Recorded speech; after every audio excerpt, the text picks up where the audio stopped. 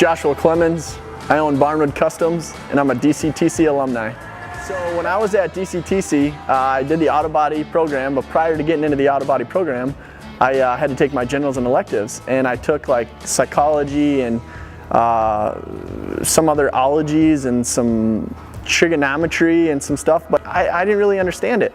So I actually got a 1.3 GPA my first semester at Dakota County. So you get a letter in the mail and it says you're on academic probation, you have to get above 2.0. You can appeal it. So I went, and you gotta wait all summer long. So you're all summer not knowing if you need to reapply at another college or go there again. And I went and I sat down and there was 3 people on the board and they said, tell us your case. And they're real nice about it. And I said, okay, here's the deal. These first ones were my generals and electives. I wasn't really that interested in those classes. I just barely made it through them because I want to do auto body. If you look at my auto body scores, they're really good. I know how to weld, I know how to spread mud, I know how to listen to Scott Logan, who still is a teacher there. And just look at what I've been doing here. You know, let me go to the next one.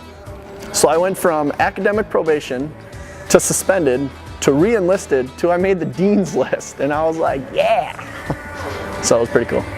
I graduated from Dakota County Tech College and I went to work at Fairway Collision Center in automotive for the Lund family. While I was working for them, I started my own company, Twin Stacks Enterprise, and I was just doing buffing on the side. Then that slowly went into, well, I'm doing all this work on the side. I'm using the body shop's tools to do work on the side. I'm still making good money, but maybe I should try to move forward and try to have my own company. So I started Barnwood Customs.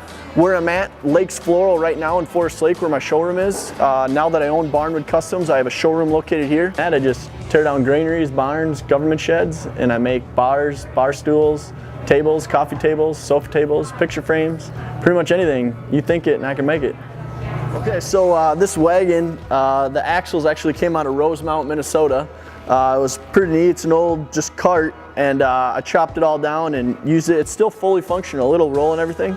And then the cedar boards that I have on here, actually 4 years ago when I was out front, they had a gazebo out front here at Lakes Floral, and I tore it down. They paid me to tear it down, and then I saved the boards for 4 years and I made this cart out of it. I approached DCTC a few years back and I said, hey, I want to give back, because when I was a student there, even to the guy in the parts department, to Scott Logan, my professor, to Larry Bozer, my old professor, they just honor you, you know, like, hey, you need some parts, go over to the parts department, order it, and then when you get it in and you got to pay for it, then go pay for it.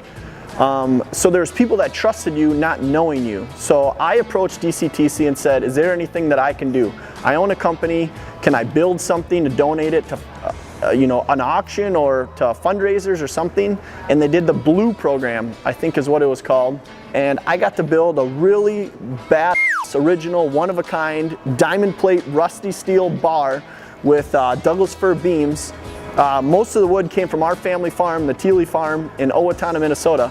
I built that with 2 chairs, and that raised, I believe, $1,200 at that fundraiser, which went towards the students who are now coming there at DCTC. It's always good to give back as an alumni because you're going to get the kids that need it. And I want to help those kids that need it.